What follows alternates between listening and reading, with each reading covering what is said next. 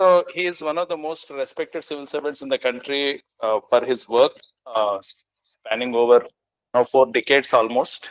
He is the man who started this entire Kudumbasri. You would have everybody would have read about Kudumbasri, right? So one of the most successful examples of people's fight against poverty. It's not government fight against poverty or NGOs fight against poverty. The people's fight against poverty. And he is also the man who has done the People's Plan of Kerala. I think people who have studied the decentralized planning systems would have said that you would have read about the People's Plan of Kerala, where a lot of decentralization have actually happened at the field level. It's not, it is not theoretical. It is actually happened, and he led this. So, sir, our pleasure to have you here. To, there was a So we'll be hearing a lot from him. He's a repository of knowledge on rural development, panchayat raj, decentralization, and most importantly, how to empower marginalized sections. See, that's his fight against all the while, and he is heading large number of organizations. But it's our fortune that he spends 80% of his time on CRISP. So Mr. Vijayanand is here. So we will hear from him in the next session on what should be the role of a young professional and how we can actually approach it. But now is the time to actually talk a little bit about CRISP, what we do, why we have formed, and how do we want to go about, what are the expectation from you, from the fellows. So this is of course now drilled into you so many times. 10 of us, former civil servants, form this to help the state governments. See, the fundamental thing is in this particular slide, I want you to note that we are actually trying to assist the state governments. We are not trying to replicate state government. Okay, so number of people want what the state does. So we don't believe in that. We believe that it is the state's responsibility to provide quality education. It's the state's responsibility to provide quality health. It is the state's responsibility to bring in governance systems, which is people centric. So, but it doesn't always happen. So why it doesn't happen? So that's where we come in next. So this is the origin is in September 2022, and we have our purpose is, as I said, supporting governments. And supporting governments in what? So we are very clearly defined that our scope is social sector. Okay, education, health, poverty, rural development, panchayat raj. Okay, so and then strengthening grassroots level institutions. So these are the SDGs. We'll go into it a little bit more. It's registered as a non-profit society under the Societies Act in Delhi with the all India jurisdiction. Next. So these are the 10 of us. Mr. Vijayanand I have already introduced. Mr. T. Vijay Kumar will be coming tomorrow. He is another phenomenal figure in the field of rural development. He is the man who started what we today know as NRLM, National Rural Livelihood Mission. The man who started the self-help group movement in Andhra and Telangana, of course.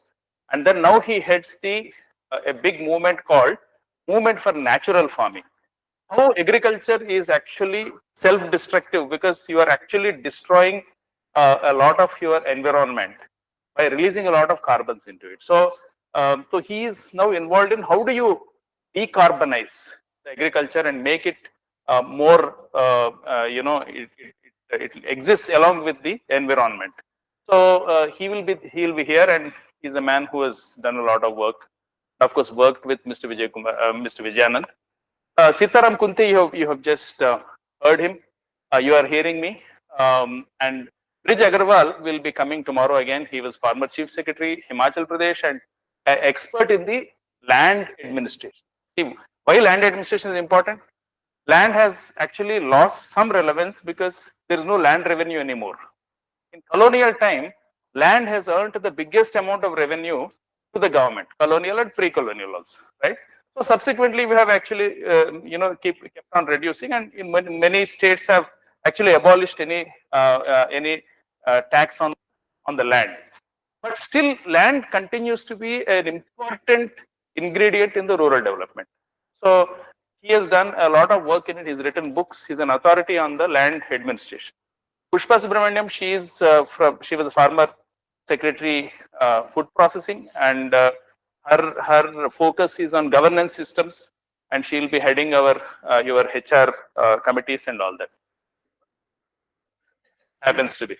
So Radhesham Julania will be coming, another powerhouse person. You will really see him. It's working with him is completely like touching a live wire. You will definitely get electrocuted, but you will not die. It actually, but you will be spurred into action. Radhesham Julania will be here. He is the man who was Secretary Sports in Government of India, and then held several important positions. He's the man who turned around Madhya Pradesh. See, Madhya Pradesh, sleepy state. Pooja is here. You are not. You work there, but you can't claim. So Pooja, you are the only one who can claim. And now Abhishek is going, so he can also claim a bit of Madhya Pradesh. So Madhya Pradesh is very sleepy, very backward, part of the Bimaru network. But then suddenly something happened. Something happened. Suddenly agriculture production hit the roof, so much so that they didn't know what to do with the agriculture produce. So there is a man behind that entire turnaround of Madhya Pradesh, of spreading irrigation nook and corner, nook and corner. So that is Radhesham Julania for you. So you will hear from him on that. Rajiv Sadanandan, you've heard just now, the health expert. He's in the global group on countering epidemics in future. He is also known as a Nipah warrior in Kerala. Of course, all Malayalis will not very vigorously, because he is the man who set up very robust public health institution network in Kerala, and worked for most amount of time in that. And now he is heading what is called HSTP, Health Systems Transformation Protocol. So he's got about 40-50 real committed health professionals. All of us are generalists, no? We are like Palni comes from a different background. He's a data scientist. Gaurav is mostly talks foreign affairs. So all sorts of we are coming from all hues. But Rajiv heads a completely professional health systems, and those people who are going to Madhya Pradesh, both Abhishek and Pooja, will have a lot to do with health, because that's our main health project. Sandhya ji, of course, you have seen the gentle presence, but powerful presence. So she is the one who she has done a lot of work in education. For about 6 years, she was commissioner school education in Andhra, and she worked in DFID foreign agencies, and she has worked with the initiation of SERP, as we call it. So she is one of the formation team, along with Murli, of course. So a lot for us to learn from. Dr. Shekhar Bonu, unfortunately, is not able to come, but he is going to talk to you at length. See, Shekhar Bonu is an intellectual in this group. So he is the man who worked for 18 years in Asian Development Bank. He was from the Rajasthan cadre, quit Rajasthan, and then Rajasthan cadre, and joined the Asian Development Bank till Prime Minister requested to come back and then head what is called the DMEO of the Niti Aayog. So he headed the Directorate Department of Monitoring and Evaluation of Niti Aayog for 5 years. So now he is with us.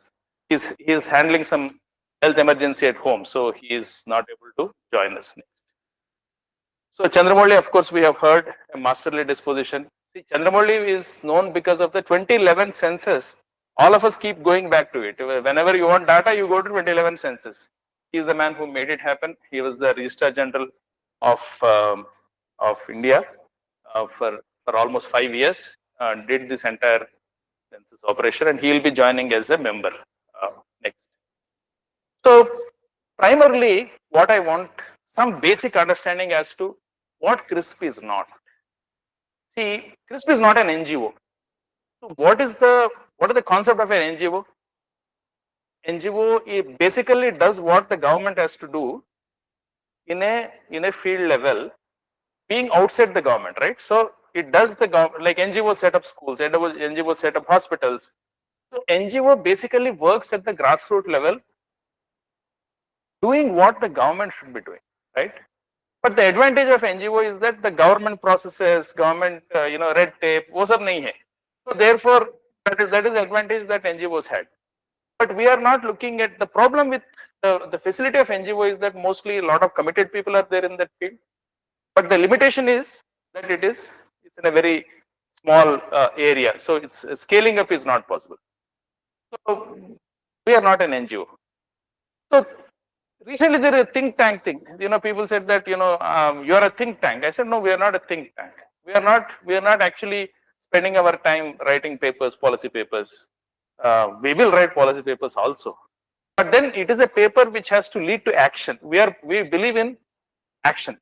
That means whatever that we do, whatever we think, whatever we research on, has to lead to an action which will bring a substantial change in the society. So primarily it is a it's a social organization which is looking at 5 things. One is that action. So you have to study. That's why we say deliberate design and deliver. So that means we are actually thinking what to do. We are studying at the field level, getting primary data, and then we say that okay, this is not the way to do. Can we do it differently? Then that is a designing, and then we have to deliver also at the field level. So this is what we do, action in the field. Primarily, we are looking at social sector, not infrastructure and all that. Of course, Chandramouli is now talking about a holistic picture because there is social sector cannot stand on its own. There are other things also. So we can discuss that. And we are looking at a systemic change. It's a systemic organization. So systemic change means we are looking at a small change which can bring a large impact. For example, in Rajasthan, we have done the Indira Gandhi Shahri Rozgar Yojana. So we have been there right from since the formation of it, and then we found some loopholes, some lacunae, some delays, and then we have come out with certain solutions, which government has adopted and then incorporated in the Minimum Income Act of Rajasthan. You've heard of that Minimum Income Act, Rajasthan? There is a Minimum Income Act which has come for the first time anywhere in the country, has been brought out. So the suggestions have been incorporated in that. So it brings in a systemic change of trying to implement this scheme better. So we also build capacities of the government. So if you come out with a solution, the government has to accept it. See, the point is that government has to accept. So there will be a lot of resistance. So people will say, "नहीं नहीं ये तो हम तो ठीक ही कर रहे हैं." So that's a normal response. हम पहले से कर रहे हैं, हम ठीक ही कर रहे हैं. So how do you manage the change and then help them to come into this and then also train them? You have to build manuals if it is required. So building capacity of the government, and then also thereby bringing in a big welfare gains. Next. So our vision is to promote larger social good by helping in strengthening the implementation of programs and policies. That's a very simple statement, but means a lot of work, right? And then so we want to become a pioneering agency in undertaking concurrent implementation, research research projects, evaluation, and then thereby using it to design schemes. So we are the founding principles are that we work without charging anything. So when we go to the state, we are completely for the state it's at a no cost basis. So so all of us, Mr. Vijayanand and myself, all the members are actually working on a pro bono basis. So in fact we put in a little bit of our money into the organization. So the idea is that we are in the give back, as Kunte is talking, give back to the society mode, and that helps in bringing this service without cost. But then what about all your salaries? I mean, running the organization is expensive. So we have some philanthropic organizations which are supporting us. I'll just let you know. So we are also looking at participatory approach. See, this is very important. We are not trying to dictate things from top. That will never work. So you'll have to bring in a stakeholder consultation and partnerships with the synergy. For example, what Murli is trying to do is, how do you bring partnership between two warring departments? Warring departments, Women and Child Welfare, ICDS program, and the primary education. They will never see eye to eye. They will never see eye to eye. It's very, very, very difficult, because they say that Women and Child Welfare says that we are doing the best possible pre-primary education. Education department says that the children know nothing. They are coming out of the Anganwadi to the school. They don't know how to read and write. They don't know the class etiquette.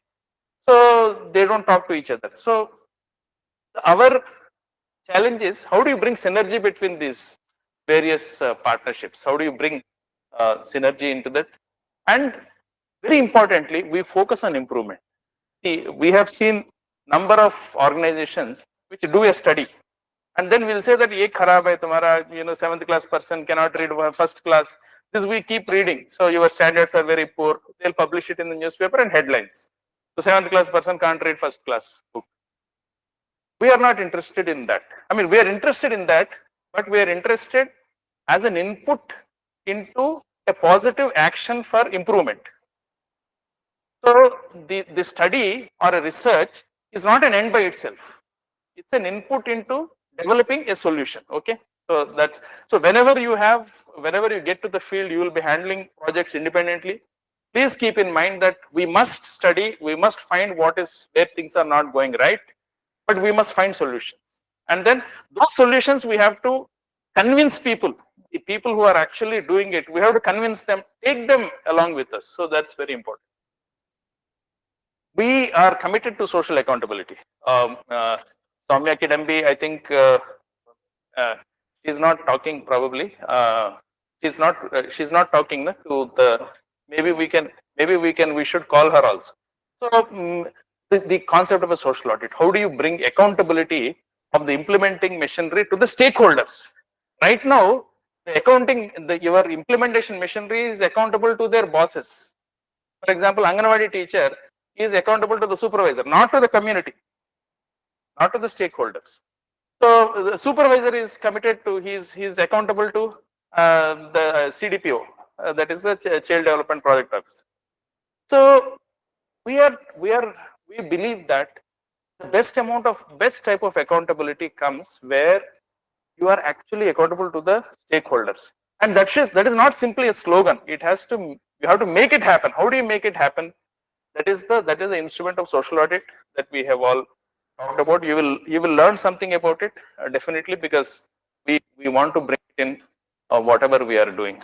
Social justice is of course the most fundamental thing which underlines all our work, because we believe that we should be working where the marginalized, downtrodden, poorest interests are there.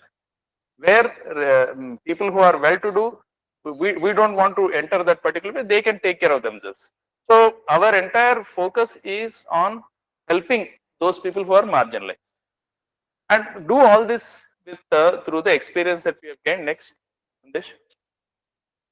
So these are the 5 values of CRISP which I want everyone to internalize. One, of course, is professionalism.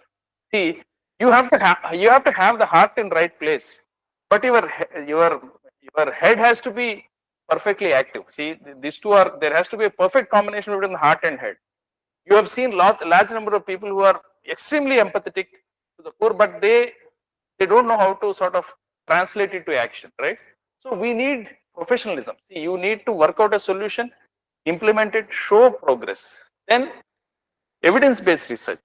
See, we don't want statements to be made.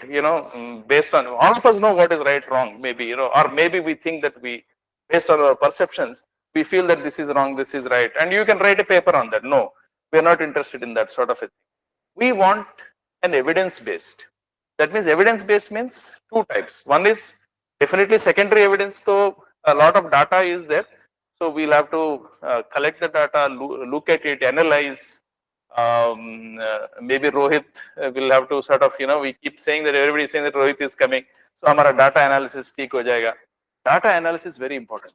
So you have to look at patterns based on that, and that should actually spur us to a primary research. Okay. So primary research is actually going to the field.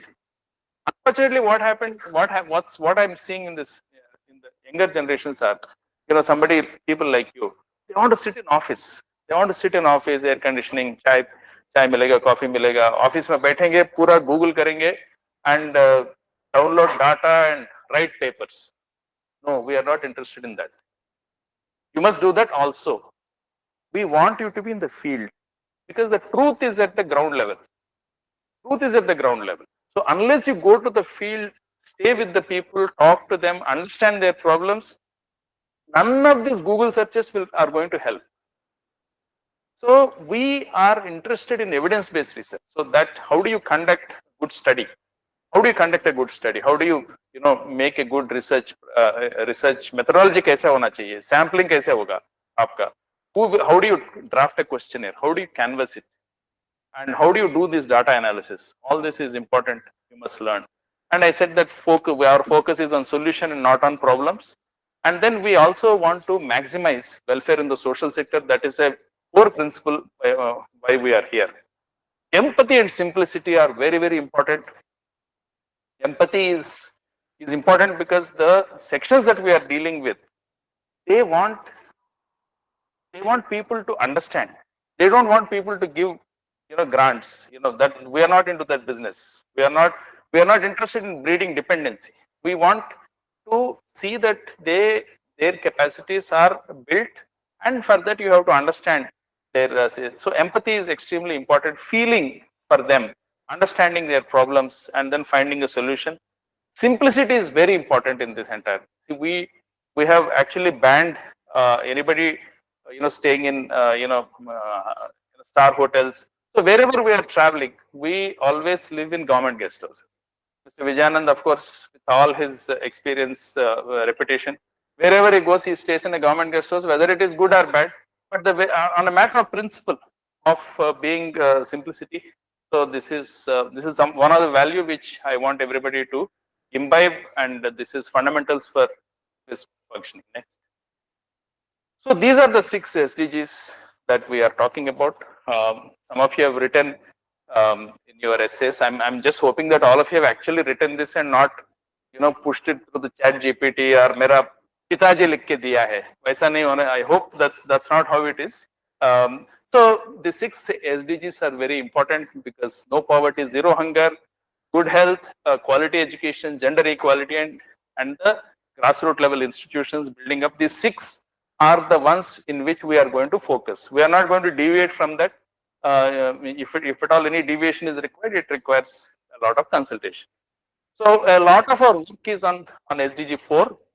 We have not done enough in SDG 5, that is gender. Neha is seriously working on something, some sort of a prototype. All of you, we have a good proportion of yes, sir. SHG focus. So gender, of course, is all the self-help group, women self-help groups are very important ingredients into changing the status of the women at the grassroots level. So on gender equality, we need to have a proper focus on that. Of course, on no poverty, we are actually working through the self-help group mechanism. So self-help groups means women, but then how do you sort of take it to the next higher level is what we are. Next. So how do we operate? So these are the modalities of operation. So we always enter state on invitation. We don't go in canvas saying that acha humko project de do. Nahi. So we based on our work, if there's an invitation, then only we go. If there's no invitation, we are not entering. For example, Rajasthan, we entered because Chief Minister called us and said that can you help us in the pro-poor policies. So we said yes. I mean the previous Chief Minister. And of course, our association with Rajasthan continues, although there is a change of government. Projects have changed, but then we still have. So no charge for government, I have mentioned. Very important thing is the state government doesn't. We offer our services on no cost basis to the state government, but they are responsible for giving the data and access to all their their personnel. Suppose if you want to go and interview, talk to people, so they should actually facilitate. So that is important. Logistics also. And then of course we at the end of it we prepare a solution, and that solution will focus on improvements. Next. So the unique positioning is that we have very easy entry. See, CRISP is in 10 states now in a matter of 16 to 17 months. But I keep saying that for the profile that we have, opening of doors and then entering a state is not a great test. Obviously, for example, Mr. Vijayanand goes, everybody will request him to come and help. But the entry is going to be very easy. What is important? That's where all of you are important. Is to how to translate that opportunity into an achievement. Okay, it's an opportunity. That means you got an access to the government, highest levels of government in a state government.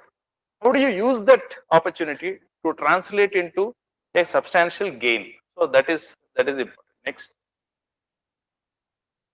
So our problem statement is that states are spending a lot of money. They have got people, they have got money, they are accountable to the people, so they keep making number of announcements. Um, so in terms of the money and all that, there is nothing that we can do. But then what we find is that despite all that expenditure, finally somewhere things don't happen. That's how there is persistent poverty, especially in the marginalized sections, tribals, the SCs. So there is persistent poverty, and the inequalities are also increasing at a rapid pace.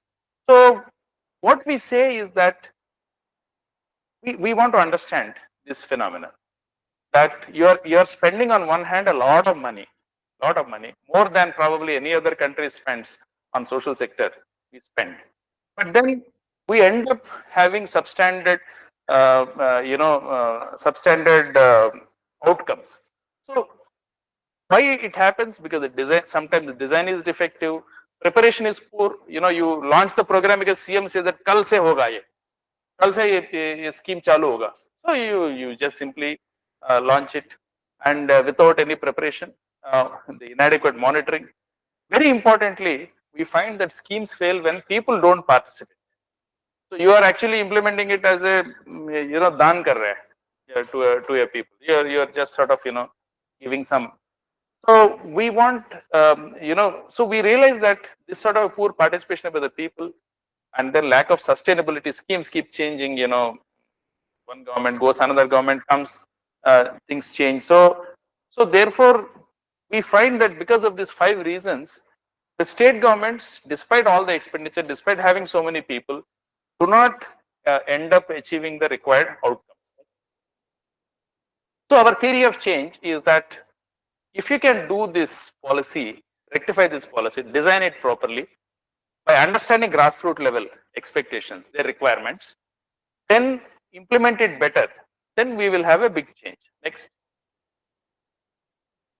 So our strategy therefore is study, design, train, implement and monitor. Yeah, Mukesh, yeah. Go back. Yeah.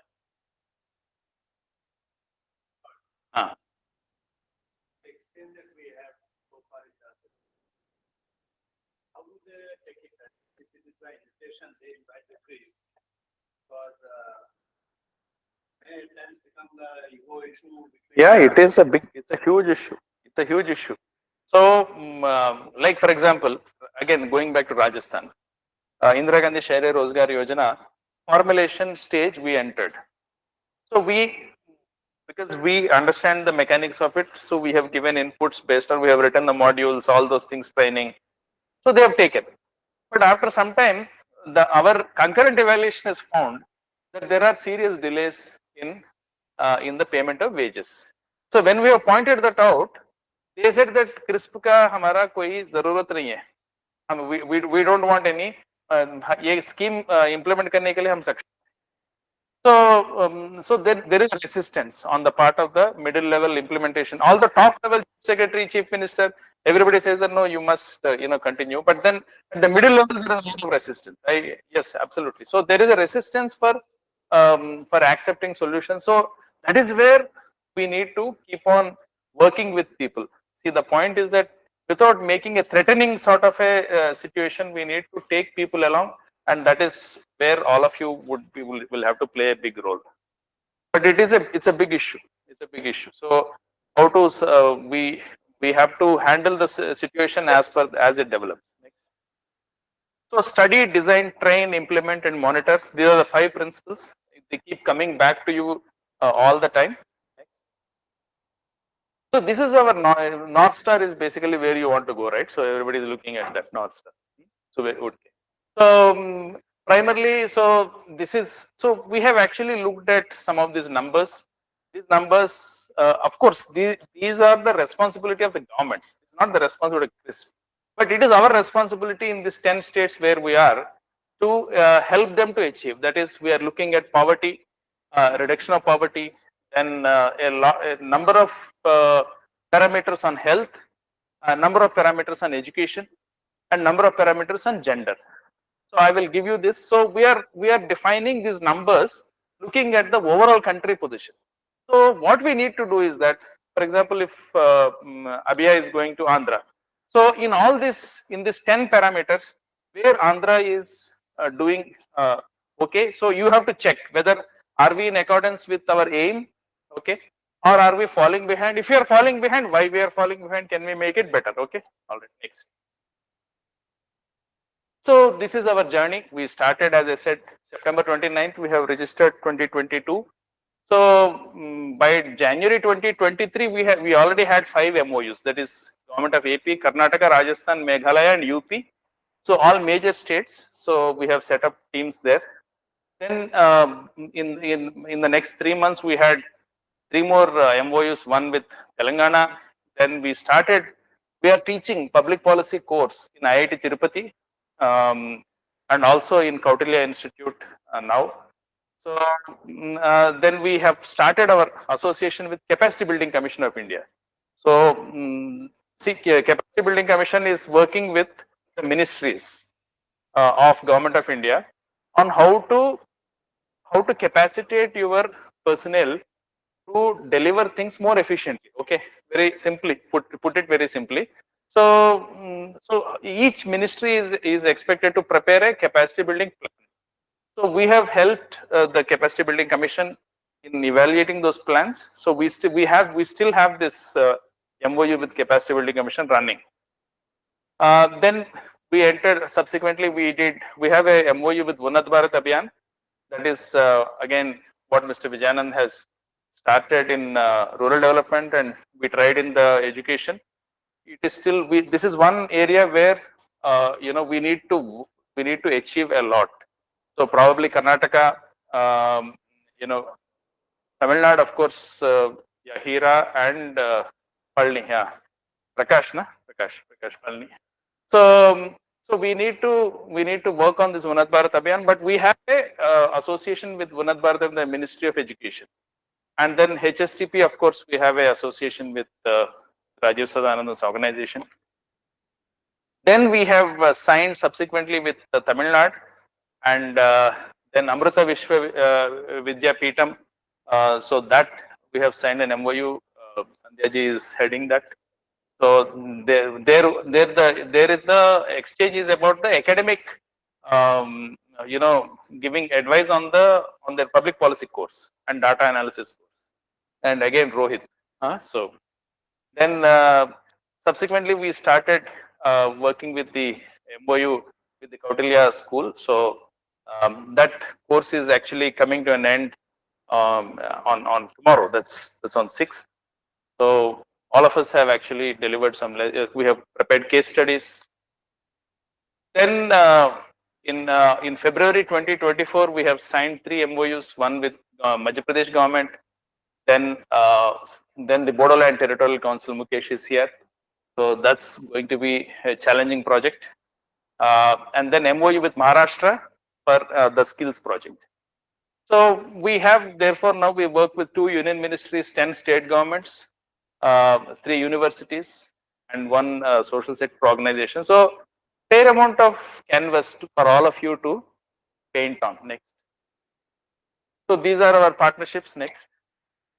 So these are our 10 states. We keep saying that we already covered 75% of the country's population, the CRISP association. So we have UP, Rajasthan, Madhya Pradesh, and virtually the whole of South. Next.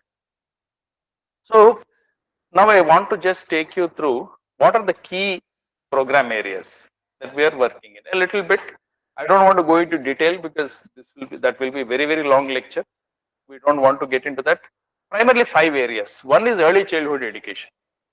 So how do we universalize access to pre-primary education? I keep talking about it because I consider that in the entire education chain, that is the vacuum.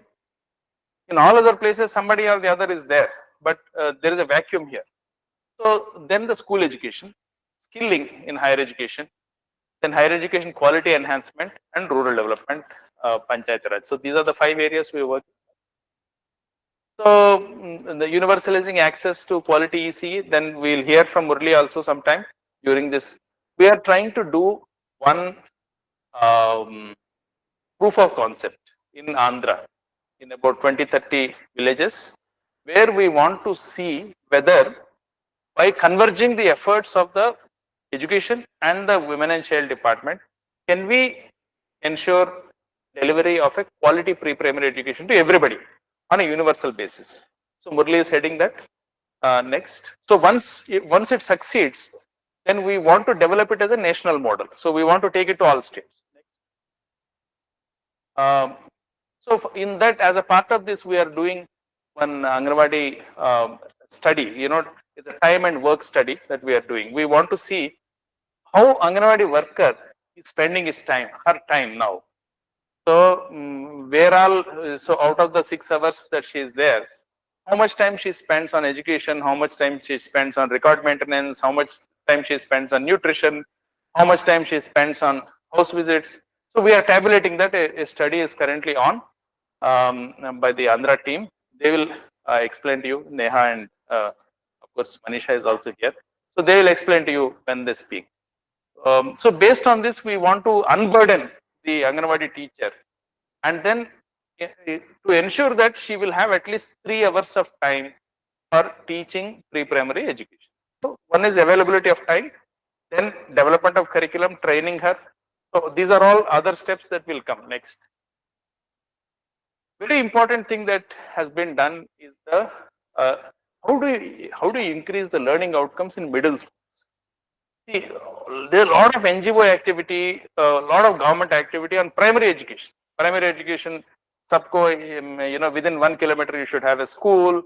हर एक school में building होना चाहिए, हर एक school में teacher होना चाहिए. So these are all things which we have been investing a lot in the primary education. And higher education, of course, is a different scenario. This middle education, nobody has actually focused. So this team headed by Sandhya ji and Manisha, basically what they looked at is, can we say that 60% of the time the teacher spends in the class should be not what the teacher is saying, what the students are acting, are speaking, or the activity that they are doing. So 60-40, 60% can be out of the total time. Can we say that 60% should be what the students are actually doing to activity and things like that? So this is an important study. So based on this, they have prepared lesson plans covering all the subjects, all lessons for class 9 and 10.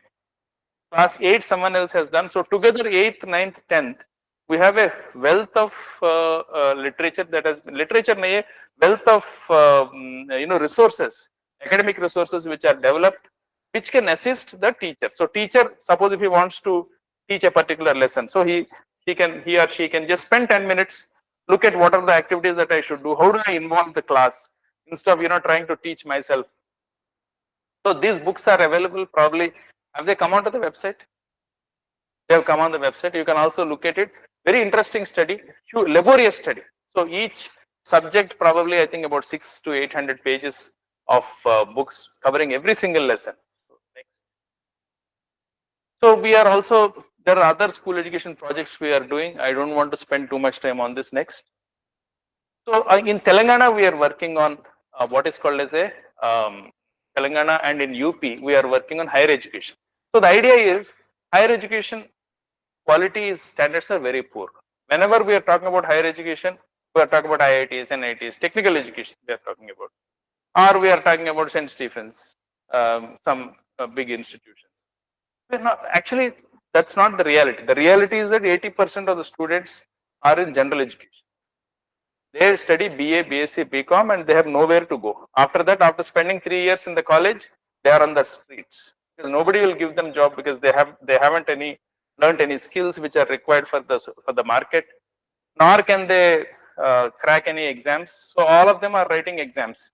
Tayari is a normal thing. Tayari karte. So next 6 years they are spending in wasting the prime youth in simply appearing for examinations. That's because they haven't learned anything in 3 year period. So they have, so this waste. How do you turn this wastage into a product thing? This is what we are working on.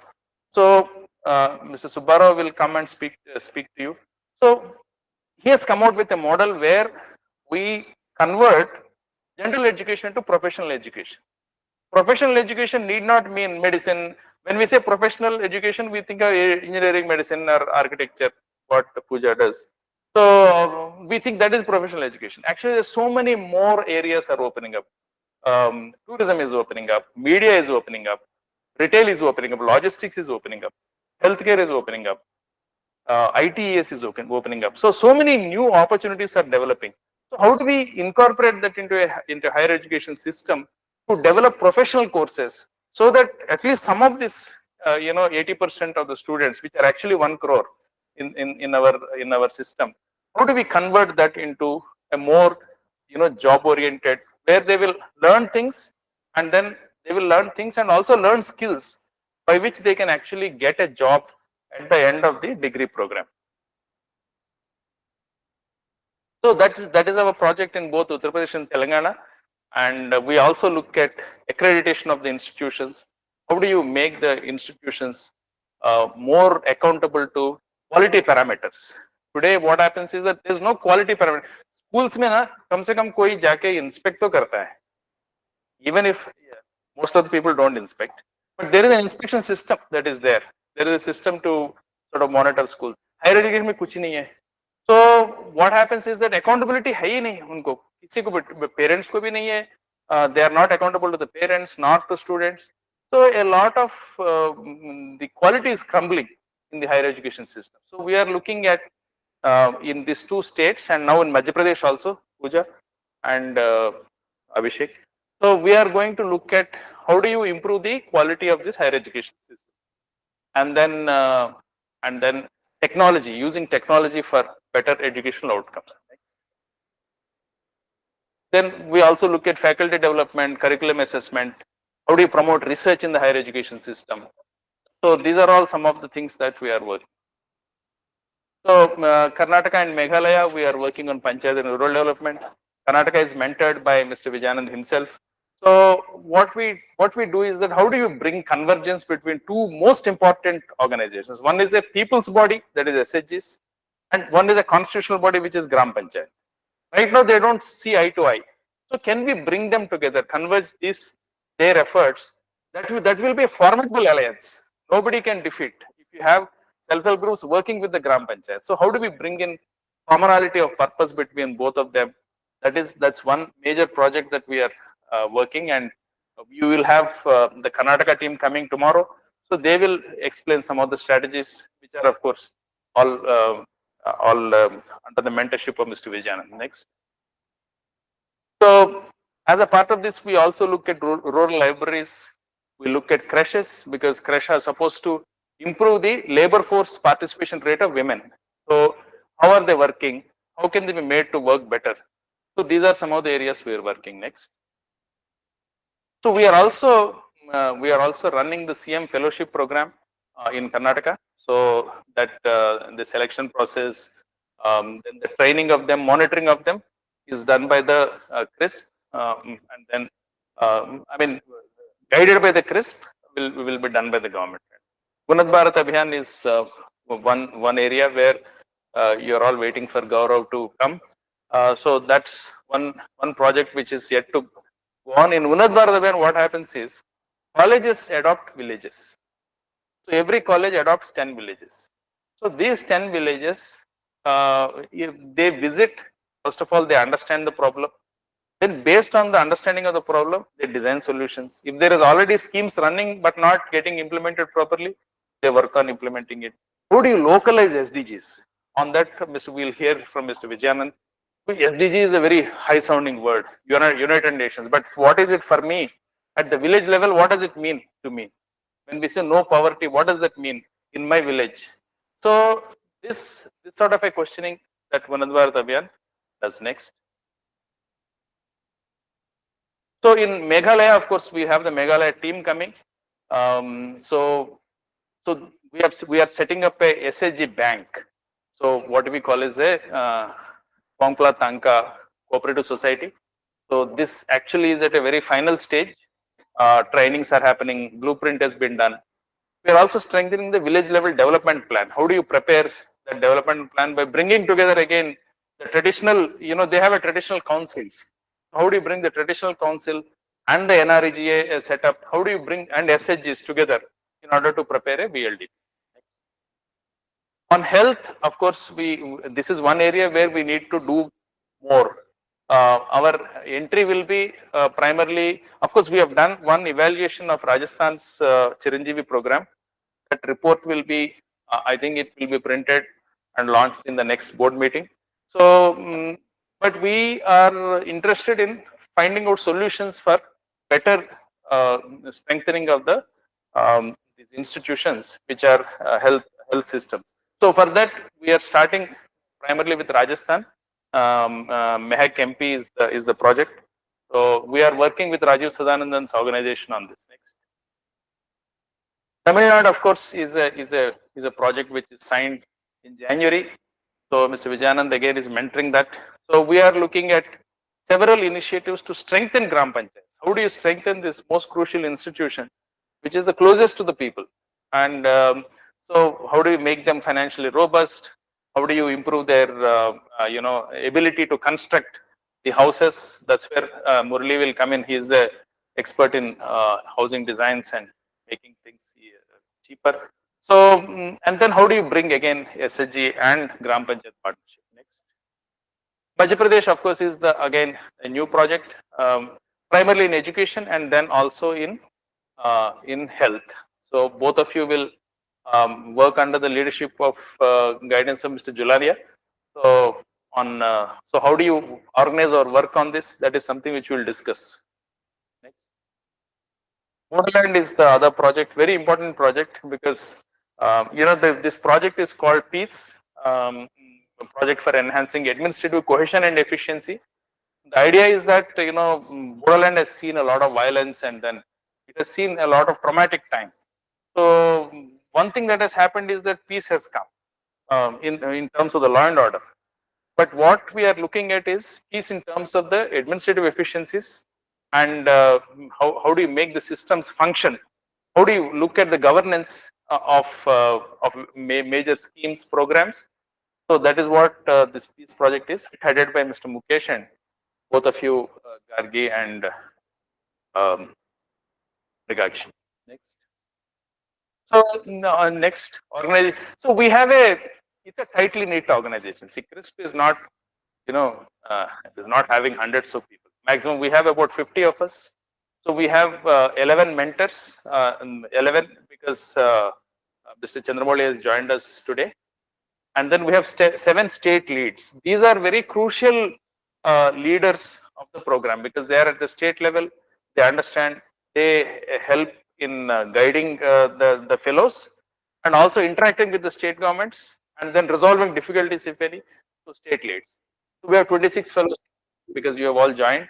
So 13 plus 13, 13 of the last year and 13 of this year. So we have a central office fairly strong. Neha Vijay Raghavan, of course, you have met. Mr. Damodar, you have met.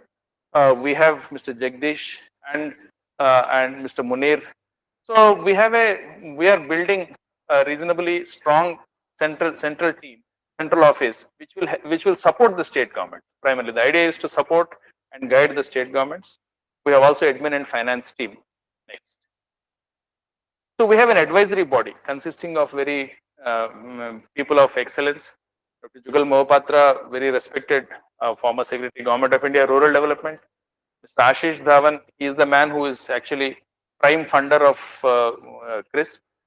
He is the founder of the Ashoka University. So that's how you know Ashoka University founder and also Convergence Foundation. Central Square Foundation. So he has founded many organizations, and then Ms. Vrinda Swarup, she is again a very noted educationist, former education secretary. Dr. Santosh Matthew, you will be hearing him, hopefully physically, but definitely on VC on 10.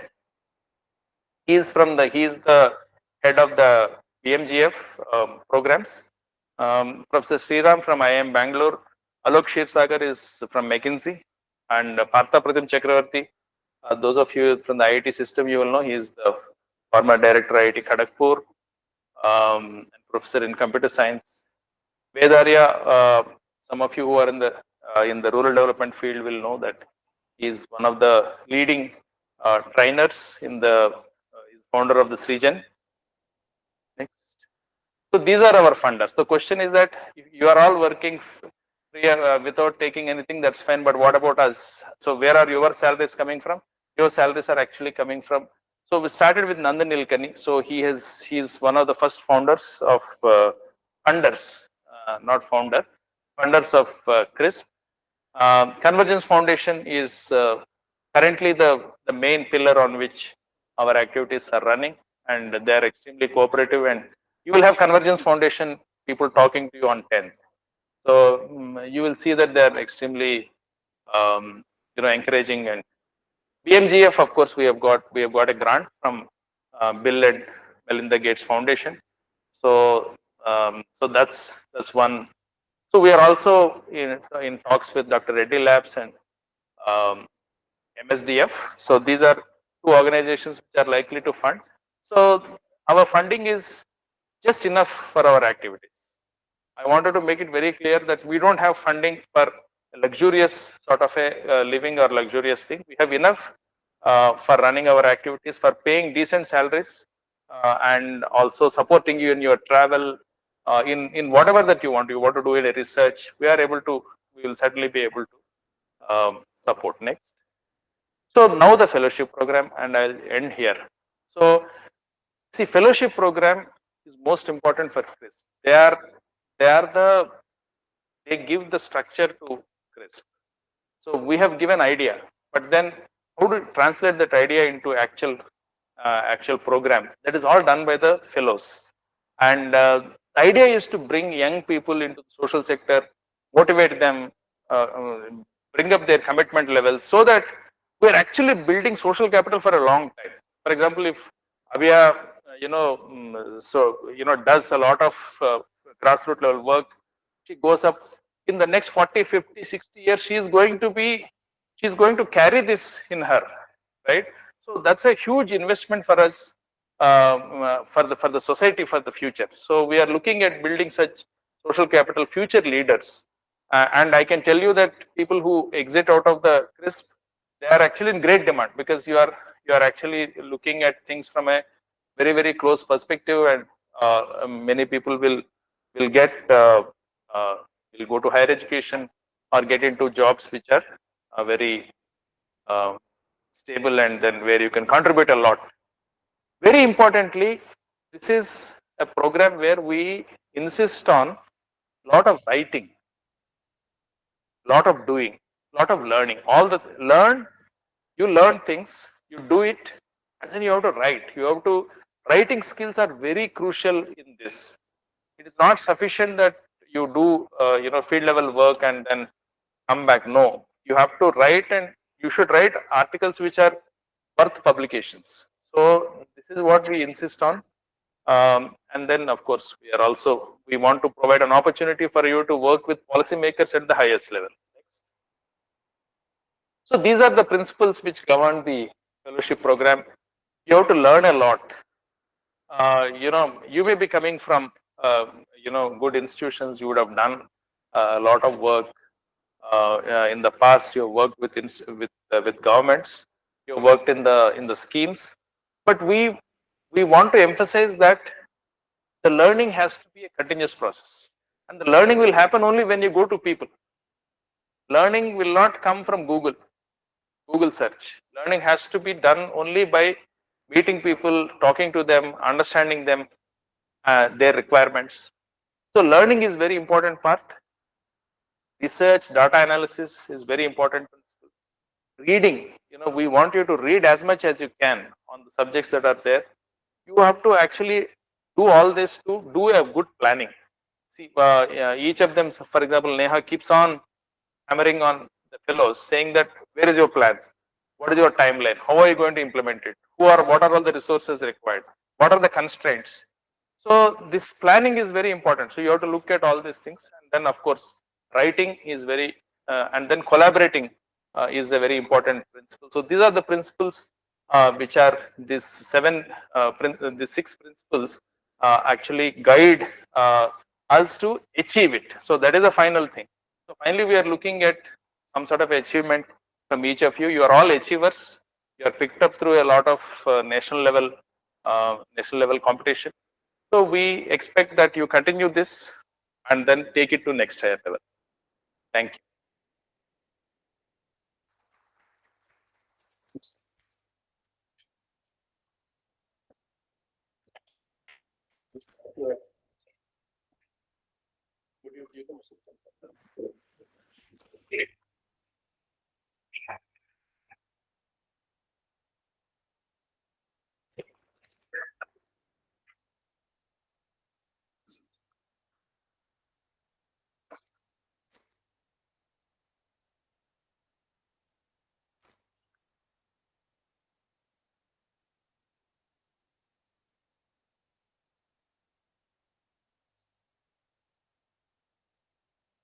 Friends, first of all, I'm sure nobody introduced Mr. Subramaniam to you.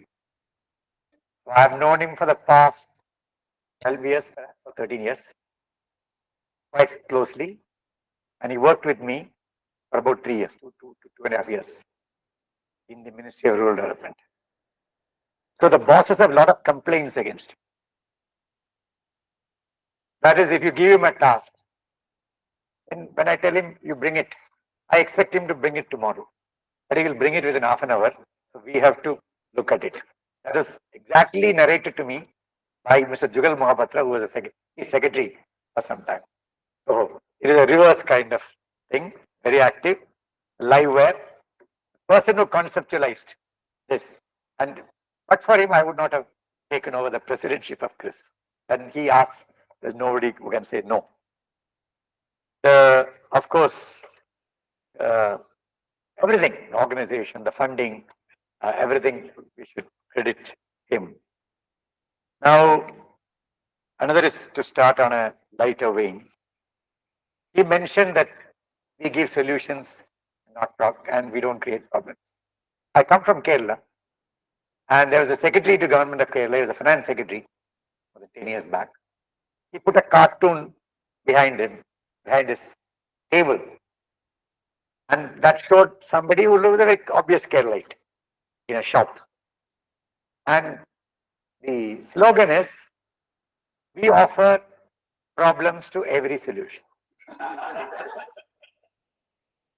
Because the general belief is Keralites can offer problems to every solution. But two positive things here. One, many solutions are illusory. So you tell them the emperor is naked. It requires a lot of courage. The other is, do you think anywhere in India, additional chief secretary to government can have this cartoon in his office and survive? So there is a lot of tolerance. So there is a negative thing and there is a positive thing. Okay, I don't have much time. I can take a little extra, I think. So basically, I want to give a talk on what I understand about fellows, not CRISP fellows, the concept of fellows. I mentored the Prime Minister's Rural Development Fellows when I was in Delhi for 3 years. Before that, some small kind of thing. Actually, when Faridabad was built, Faridabad is a refugee city. Refugees from Pakistan that come, and you have to build a kind of a township in a short while. So at that time, it was a high-profile committee. Rajendra Prasad, the president of India, was chairperson. Jawaharlal Nehru was his chief executive, not chief executive, secretary kind of thing. We realized nothing was happening after partition, because the whole thing was handed over to the Central Public Works Department. So somebody told Nehru, Don't waste your time. Call bright young students from the engineering colleges. And Nehru being what he was, he called from all these engineering colleges, and Faridabad was built more or less on time. So that's what young professionals can do. In those days, there used to be an Indian frontier civil service. Indian frontier, you know, now is Arunachal Pradesh, extremely inhospitable, and a lot of other things which went to China's hands later. So you need a special civil service. Most of the time, I was told that you had to trek on mules for 15 days before reaching a village. But tough people. And Jawaharlal Nehru was narrated to me by a former Indian frontier service officer, Murkot Ramani. He said Jawaharlal Nehru called them, gave a motivating talk, and called them along with their wives and said, "You will have to bear with this torture. Are you willing?" So, Subbu has told you, I'll also tell you, it's not easy work, but at the end of it, you'll find it was one of the most rewarding kind of work. And of course, Kurian, Varghese Kurian, who probably, I think Amul would be the most successful rural development experiments in the history of India. Nothing else, nobody. No other thing I can see. And it came from outside the government. Of course, all big people supported it. What was his trust? IRMA was for young people. So Irmans went out to work in cooperatives, dairy cooperatives. In the 80s, 90s, by 2000, it became a management institute, people aiming at huge salaries, not for service. I chair an NGO called Pradhan, which is one of the largest NGOs. In the initial 10, 15 years, most of the Pradhanites were from IRMA. And at one point of time, I attended a national meeting of NGOs when I was in Delhi. 80, 90% of the NGO leaders were from IRMA. So that is the kind of motivating youth and how they can transform. And Mr. Kurian was quite, at least he pretended to be very arrogant when dealing with civil servants. So we went for training in 1982. He was then director of IRMA also. So he came and said, if your wife is sick, the government doctor will not come in 3 days. But when my cow is sick, the veterinary doctor will come in hours. That's the difference between Amal and government. That's how he used to tell us. So this is all youth. Then Andhra Pradesh, at one point of time, I've heard of it, Subbu would know better, experimented with young professionals, some of them from IIM, into Naxal areas. And the joke is some of them became Talam Naxal leaders. That's a joke only. But he did phenomenal work in that. There is nobody who would go to those areas. And Subbu and his wife were, and Vijay Kumar were all kidnapped in 1987, I think. So those were the times. I have also had a lot of experience, PMRDF and all that I said. And when I attended the interview, last time I didn't attend the interview, all the 42 candidates we interviewed, to be very frank, I was very impressed by your knowledge. But I went for the civil service interview 44 years ago. I didn't have 100 the knowledge you had. So hats off to you, and we expect a lot of it. So as you was said, we tap into certain inherent strengths of youth, qualities of youth, which only you have. That's the idea of FLO. Idealism, modern thing, lateral thinking. We are all used to thinking in straight jackets. You can correct us, saying that why don't you do that? Then, as I told you in the beginning, nowadays is very risky quality. Calling spade a spade. The emperor is naked. Now nobody does. So we'll say even if the emperor is naked, we'll say the best dress in the world. Even youngsters, earlier youngsters used to be open. Now youngsters are also like that. You can't wish it away, that's a reality. Then I'm at the other end of the technology spectrum. Probably 19th century, not even 20th century. Whereas Subbu is about to go into the 22nd century in terms of technology. So my classes will be the old classes, probably which would have been, none of you have such classes because they were the classes which were taken in the 19th century by professors. So You're extremely tech savvy. There's a danger. I used to go to Missouri for classes till about 3-4 years back. What the youngsters really believe, all that is required is an app to solve the problems of Buster. Direct transfer, everything online delivery, and Buster becomes. So when you go to the field, one of the tasks I would like you to look to, whoever is working in rural development, and not of course education people, there is something called village poverty reduction plan. Now it's been rechristened because now we claim there's no poverty. So it's become village prosperity and resilience plan, VPR. And how is it prepared? To an app. And that's supposed to be a participatory plan of the poor, but all an app. See the quality of the plan and what technology, what fine technology can do, what a good technology can do. Then something which great architect, some of you would have heard of him, Laurie Baker, no more, after alternative technology, Britisher who became an Indian citizen, converted with Gandhiji through direct interaction. He used to say, willingness to dirty the hands and muddy the feet. Otherwise, you can't. There's a great concept, a great writer on rural development. If you can get a book, it's not very costly. Robert Chambers, who spent a lot of time in Andhra Pradesh doing his field work. So he has written what I call a lot of biases we have. One is season bias. People suffer most during rainy season. But during rainy season, the collective will say, people say, no, it's very, this thing will go during summer. Tarmac bias. Tarmac bias, roadside will always be good, interiors will be. So we always don't prefer to muddy our feet. So if you want to serve humanity, at least for 1 year, at least for 2 years, probably third year, then stay on. The fellow philosophy of Chris has been beautifully explained by Subbu, so I'm not getting into it. It's basically using our collective experience. Or I will not use the word expertise, experience. When we were in rural development, I was there, Santosh Mathew was there, Subbu was there, Vijay Kumar was there.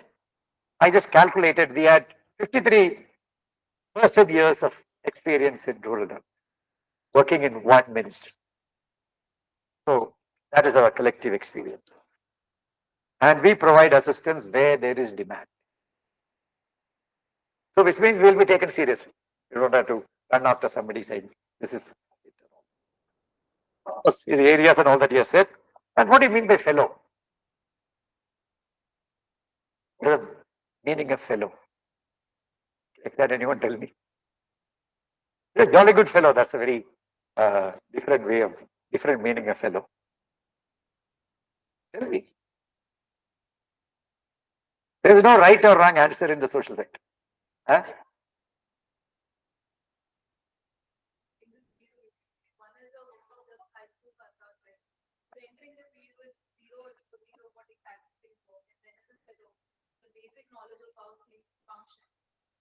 Yeah, there is some sense in what he said. A fellow is a higher order student. Don't forget that. And don't latch on into the higher order, a student. But not in the classroom. Not learning theory. Not learning theory only, but learning theory from practice. So Ms. Arna Roy has a, I think there is a volume like that, from practice to theory. We learn from practice and build, not exactly theory, a framework. And then go back. So that's your work, learning, discovering, doing. And practical learning for what? Not for your good, for change. Change for the better, as he said, ultimately, overall welfare. You are not an official. Don't ever feel that you are an official. If you sit in an office, you will sit in an office. And of course, as I said, not a, and it's an experiential, structured learning and from the cutting edge. At the cutting edge. So you learn from everywhere, you learn from us and go down to the cutting edge. In a sense, you'll become development professionals. So use the word professionalism. Who is a professional? There's a lot of rounded knowledge. Learn from, I'm not saying from where, that he has explained beautifully. So that you are a professional. An authority. How can you become authority in two? Chris fellows, I'm not naming them, you will find them out. They become experts in one. Natural level experts in one. On whatever they are working. Just by being sincere, that's all. You can't substitute experience. You cannot get 20 years of experience. But if you are very, very serious student, 1 year, you can learn what we learned over 30 years. So that is a kind of thing. And as was mentioned, I'm not repeating it, the advantage of being wanted. We are all addressing a problem identified by the top bureaucracy of the state.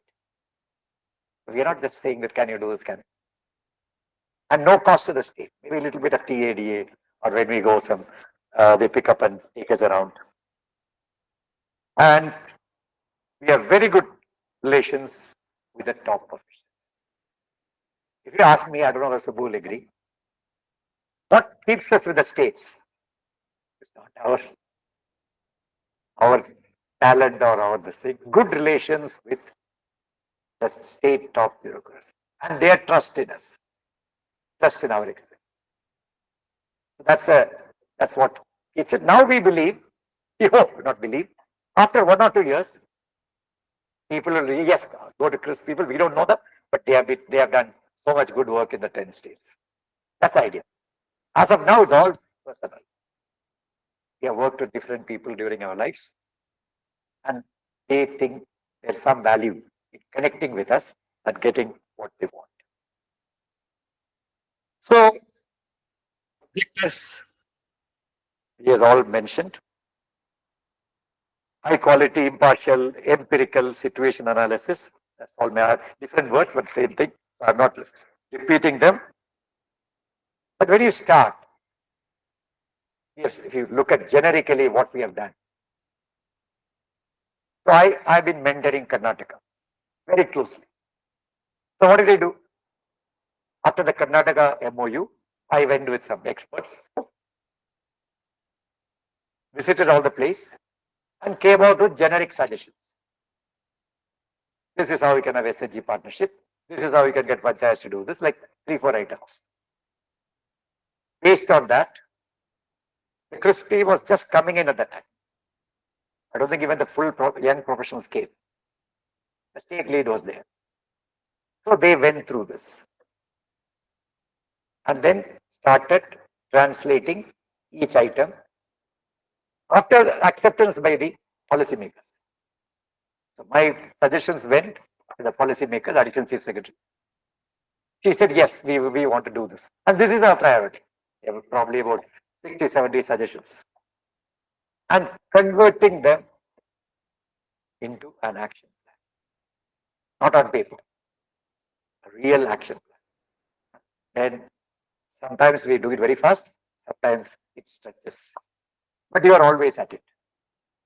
So what did they do? They studied it.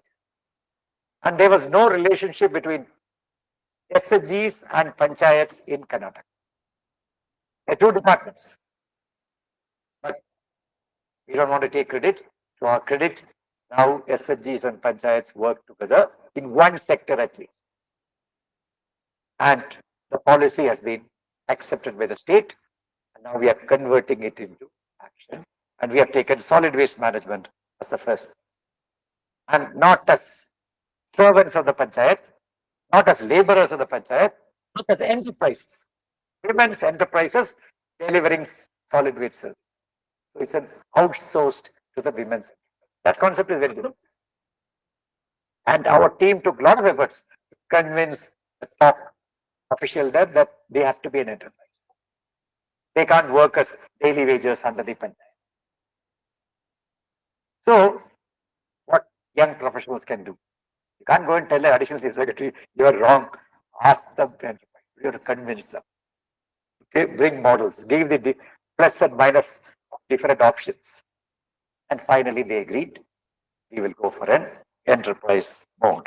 So you give a recommendation, accept it. Then most importantly, you know the easiest thing in government? Listening. We will do this. But converting it into this thing is extremely for any level of expert. So where we may stumble, stagger, but we have to ultimately reach the end. We have not reached the end anywhere. For example, we helped a lot in the Urban Employment Guarantee Program of Rajasthan. Is the work over with the Act? No, the work starts with the Act. Karnataka, again, we are in so many things, but again, detailing and going out to a level when it becomes sustainable. Maybe it's 3 months, 6 months, 3 years, we don't know. So you are pursuing it. And in government, detailing is what counts. What can be done? So there's a big dilemma. In government, many things can't be done. So will you go for the least resistance? Then they don't need professionals. So yours is to meander the way to reduce the resistance, but give the best solution. Not give the best solution, get the best solution, implement. So what are the rules and tasks? I'll quickly run through them. Probably I can share the copy of my handwritten notes later. One, they are all mentioned, nothing. You're a change agent, you're a catalyst, you're a researcher come learner, you are an evaluator, an assessor, you are an informer, reformer, you are an innovator in process, procedure, technology, you're a coordinator. The biggest, where do you learn most? How do you learn most? There's an old anthropological term called immersion. In the 19th century and early 20th century, anthropologists used to live for years in the tribal community, documenting their lives to understand. Now, of course, we don't have the time, but immersion is where you learn. Ultimately, I learned about poverty. Ultimately, I became secretary of the Government of India in Rural Development. In state, I was for 11 years secretary of that department and mentored Kudumbashree from day one. All that I learned was 11 months in a tribal place called Attapadi, a very backward tribal place in Kerala. I spent there. I really learned what poverty was. Almost on a, I'll mention that today afternoon when I take the class on poverty. So this field realities directly by being there. So young professionals, our Chris fellows go to villages and stay there for 2-3 days. Why is the waste piling up? Why are people not paying? Will the collection be regular? And what are the problems when they collect? So we are seeing it directly, noting it, and then going back. So everywhere, even in education, this requires immersion. Then of course, we have built the capacity of others, which is mentioned. And a very important thing, is very sensitive also, ultimately relationships, rapport. Additional Chief Secretary and all that will easily agree to what is. But the cutting edge level officer will not easily change. For various reasons. Could be corruption, could be something else. More work coming to. And they also know. Don't think our officers look very foolish at the cutting edge level, but they know more than you are. They judge you. I realized that when I went as a young sub-collector, I had not even voted at the time, taking classes on elections. People who had done 5-6 elections. So they will look at me. Because I am a sub-collector, they respect me. But they know that they know 10 times more than what I was telling. So they ask you questions, which will stun you. They want to expose you. Very innocently. So I don't know how much preparation I put in to go and take a class. I know what kind of thing they will ask. It's very different. And Didn't know, but we can anticipate. So like that, people look very foolishly at you, but they know that you're more bigger fool than they are. So you shouldn't be in such a position. And which means we can't be very sure, but present the facts and give options and tell them this is probably a right way. This is what we saw in the film. So in Karnataka, certain things, even the additional chief secretary had a different view. Our team cannot go and tell the additional chief secretary is wrong. And she was not in the wrong because she was not exposed to certain realities. So our people could go and present these realities and they have changed, completely changed the policy. Even a simple thing, like Karnataka is now having a chief minister's fellows for the Kalyan Karnataka, the most backward part of 50, 60 taluks. So we were asked to handhold them for recruiting, training and all that. The job description, many senior officers wanted to use these people to go and inspect the panchayats. So we felt that's not the right thing. They should be with the panchayats, facilitate the panchayats in achieving their objectives. Not to find out this panchayat has no register, that panchayat there's a lot of absentees. That also you do it. But the primary task is facilitating the panchayat to perform the task given in the Karnataka situation. So after great persuasion, they have agreed. Yes, our fellows will be essentially facilitators and during facilitation you find out negatives, but they are not mainly to detect negatives. So relationship, rapport, and there is something called intermediation, silent intermediation. What is intermediation? People and the cutting edge level officer, cutting edge level officer, middle level and top level. So you are intermediating with facts, with real experience. You know, the most difficult task which even senior civil servants fail is facilitation. You are a facilitator. And that's the most difficult. Doing is very easy.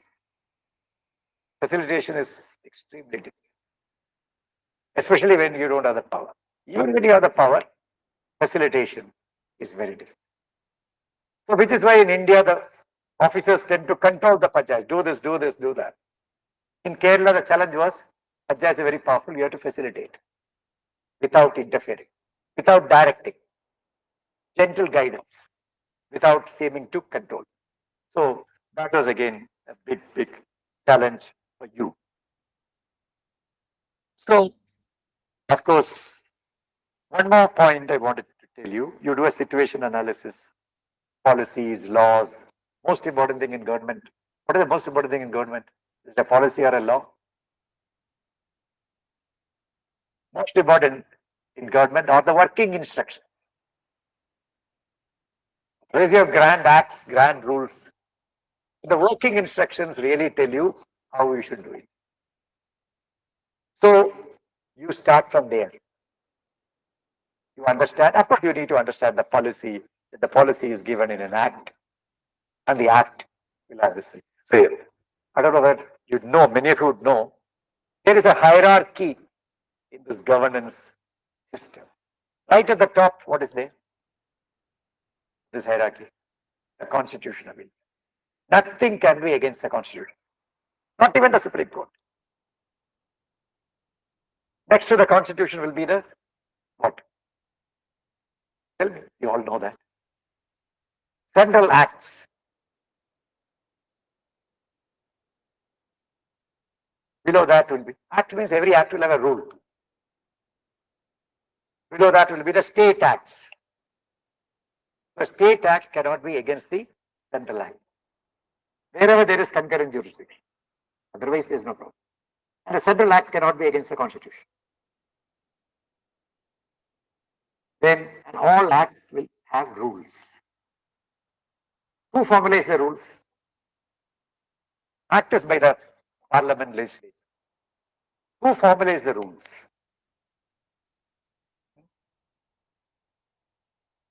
Partially. The procedure for rules is, the rules are drafted, mostly by the bureaucrats. The law department vets the rules, whether it's in X. You can't create a rule which is not there in the act or which goes against the act. Then it can be issued by government, but it has to be placed on the floor of the assembly, which means it gets the indirect concurrence of the assembly. And the assembly can send it back saying that correct it, and we have to. So every state assembly has a committee called subordinate legislation. And this is called subordinate legislation. It is legislation, but subordinate. Not this, and they can technically discuss that rules. Normally, they don't do. Then comes what are called government orders. They are called as government resolution in Maharashtra, Gujarat. Basically, GO or GR. They are the stuff of governance. So all this law, everything, policy, everything is converted into a government order. And there are different types of government orders. I don't want to confuse you. Like if I want a cash leave, government order says, yes, SM Vijayanand is given cash leave for 10. Not a major order. So after 1 year, it's all destroyed. But fundamental orders. How should an SHG be organized? What is the relationship between SHG and the panchayat? So it will be laid down in orders. And now many states come out with state policies, which are really not binding, which are only guiding. And orders will be fleshing out. The orders will not give any gaps. But even then, orders would require certain expansion for people to understand.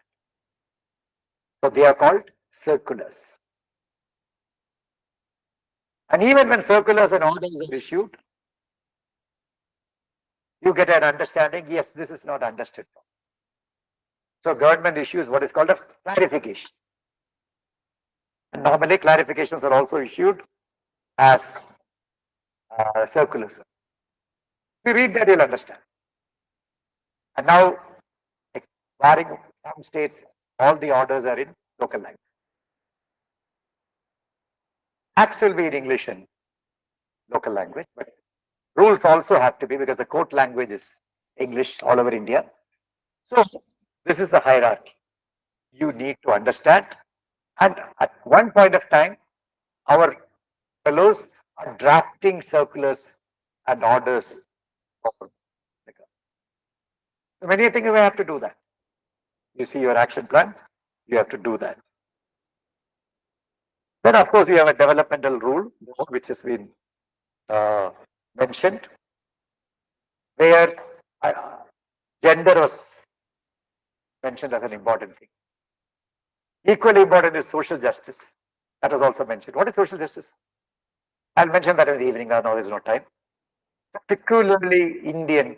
Of course, it's worldwide. You have the words social justice, but the connotation is very much Indian. The Indian connotation is different. I'll explain that in the afternoon. Then, of course, rights. How is 21st century development different from 20th century development? Social, in the social sector, not entire infrastructure. Yes. They exactly. Now you believe in rights-based development. So a lot of laws, government, especially mentioned rights, the primacy of the individual, of participation, sensitivity of the person. And there is a very beautiful English word, dignity of the individual. So in our ethics also, the dignity of the person. Maybe the person is on the bed, paraplegic, but dignity, same as mine or same as anybody's in the country. So that is the ultimate outcome of any development, is the dignity of the individual upheld. Other things are all supplementary. So you have certain acts use a word. For example, Mental Health Care Act. think? Madman. But that person's right to choose. So, and all this Juvenile Justice Act and Persons with Disabilities Act. So the centrality and dignity. And we have that thing in SDGs is ingrained. So we don't bring it in like when we are doing with this SHG thing. Normally we think SHGs need good income. But our people learned income alone will not do dignity. I decide. And we monitor ourselves. And we will be treated properly. So these kind of concepts are very important in your development thing. And you will be planner, I will mention that separately. Then understanding institutions. Institution and state itself is an institution. Panchayat is an institution. But there are a lot of small institutions, village level institutions. They are often called people's institutions or community based organizations, people based organizations. So it could be committees, everything, which is an institution. So understanding their institutions is again very critical earlier thing. Some may be big institutions like the university, but mostly the SHGs and other institutions. Then of course you do monitoring and all that, which I don't feedback, and you have to motivate people, document, it's all been said. Then, which I learned after 20 years in service, there's a results-based framework in preparation of an action plan. Very simple, common sense. A lot of books in management on that. What does it say? You have a goal. The goal will lend itself to certain objectives which Subbu presented. For each objectives, you have activities. And activities will have timelines. Activities will require resources, human, financial. And also activities will require capacity. Resources also will be capacity. Then there will be timelines. Then there will be responsibilities. And then finally, what are the outcomes? In between, there will be risks and what you should do to mitigate risks. So in a very simple framework, you can have a major plan and you can have a detailed plan for a sub-activity. So if you have this in mind, very easy to develop a plan, provided you know the subject. As was mentioned, working with government is not that easy, put it very mildly. So don't get put off, don't get demotivated. And I know a lot of youngsters feel this government stuff is very useless. It's not. It's not. They're both good and bad, but there are persons in government which I've never seen in any private. Of course, I've seen when Mother Teresa, but she's not government. She's not private. There are processes like that. One, our common guru, his guru, my guru, his guru, Vijay Kumar's guru, S.R. Shankar, who was a civil servant in Andhra Pradesh. So I'm saying a lot of good things in government, a lot of potential in government. And at least in a country like government, in India, government has to be there for a long time, even in the social sector. So you think you give it privatized PPP and all that will not work. So at least for the present, because government does not tolerate foreign bodies. You're all outsiders. So they will repel. Automatically, who are you? Some will think you are upstarts. I knew the struggles of PMRDs. I was mentoring them. Some people never saw their boss. Boss would permit them. Or the boss would give them tasks which they are not meant to do. They are all occupational risks. You can't say no. This is a risk even our teams are facing. Because you are so good. The executive assistant of principal secretary would not be able to do this. So they'll say, please draft this minutes for us. Please prepare this presentation. I have to send a report to Government of India. Can you do it? So if you are very good, there is an underside. But don't think there's a very bad activity which you will learn not by doing this. But it's not your main activity. So these are some things which I have not seen. Of course, another characteristics of government servants is they are very satisfied with the status quo. And they can come to outrageous conclusions. So Nidhi Aayog says India's poverty is 5%. Next day, a top private sector economist says, no, it's only 2.5%. Third day, former Nidhi Aayog vice chairman says, there is no absolute poverty in India. Finished. 3 days, we got rid of poverty. You go now. Go out. It's very easy to do this. I am a student of English literature. There's no time for anecdotes, but this is something which really impressed me when I was a student. The way the teacher taught me. There's a famous English who wrote one of the first dictionaries, Samuel Johnson, the giant of the times. So there was a big argument of Samuel Johnson with somebody else saying that all this material things is Maya. It's not real. So Samuel Johnson was irritated. He didn't want to argue. He straight away went to a table, kicked it, and said, and he broke his leg and said, this is Maya, this is not real.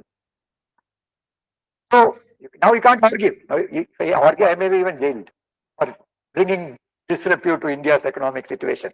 The new Naya Samhita has that provision. So if I say India is 30% poor, India's investment will come down. So you can even be hauled up for criminal consequences. I'm joking. I tell you. So but it's very funny. Now Kerala has only 64,000 people who are poor. Here's some number, 64,500, and I know I can count 1 lakh poor in Kerala alone. So let's not get into this. So everybody started and they believe in what they say. But people don't want the existing equilibrium to be disturbed. They're very comfortable with that thing. So these are all things which you bet. Not that you should agree. Then how do you enter?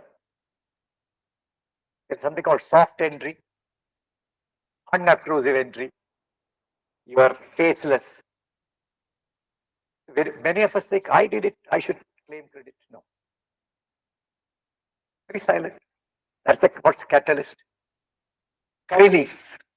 I think every language has something to do with curry leaves. In Tamil, Malayalam, we say karivepala. Thrown, discarded.